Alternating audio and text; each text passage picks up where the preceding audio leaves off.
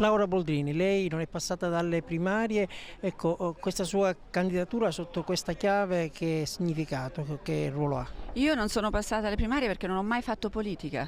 Ho lavorato per 24 anni alle Nazioni Unite e dunque quando Nichi Vendola mi ha chiesto di unire le forze su un progetto specifico, non è che io potevo fare le primarie, perché non avendo mai fatto politica non sarebbe stato neanche concepibile. A me hanno chiesto di esserci proprio per le mie competenze, però vede, io potrei starmene anche a casa a non fare la mia parte, invece ho deciso di girare in lungo e in largo la Sicilia, ho deciso di ascoltare, ho deciso di farmi carico delle istanze, proprio perché credo che questo sia il significato della politica: mettersi a contatto, a disposizione delle persone e poi cercare di farsi carico di quello che le persone ci chiedono, così come i sindacati, le associazioni, ed è quello che sto facendo con molta umiltà. Quindi se è vero che io sono stata in qualche modo chiamata da fuori e non ho fatto le primarie, è anche vero che io sto cercando di fare la mia parte in tutto e per tutto. In questa campagna elettorale, oltre alla questione immigrazione, lei punta anche sulla vicenda della pesca per poter dare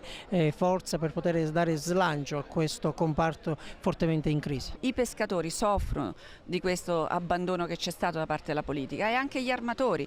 Nel giro di poco tempo ci sono stati 4.500 posti di lavoro in meno, di gente che è rimasta a casa. Allora, è una nostra risorsa quel mare lì, non può essere solo un cimitero quel mare lì, deve essere un'altra cosa, deve essere fonte di reddito per chi in mare vive e anche fonte di scambio, di dialogo. Io non voglio una politica estera basata sugli F-35 o sui bombardamenti, ma sulla capacità nostra di essere ponte. Noi qui in Sicilia abbiamo visto tante civiltà, questa è terra di crocevia, di scambio, di culture, chi meglio della Sicilia può svolgere questo ruolo? Un altro partito alleato, un altro partito della coalizione del Partito Democratico e di Sella, il Partito Socialista, e con la campagna elettorale ormai entrata nel vivo, Giovanni Palillo, segretario regionale del PSI, come sta andando?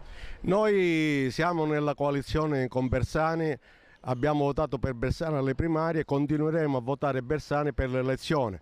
Noi abbiamo presentato diverse liste al Senato in tutta Italia e alla Camera invece abbiamo candidati socialisti nella lista del PD.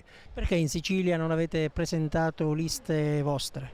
In Sicilia noi non abbiamo presentato lista al Senato perché era difficile qui ipotizzare un risultato superiore al 3%, anche perché oltre al PD e a SL c'è pure la lista di Crocetta, che è una forte lista e che certamente ci aiuterà a vincere.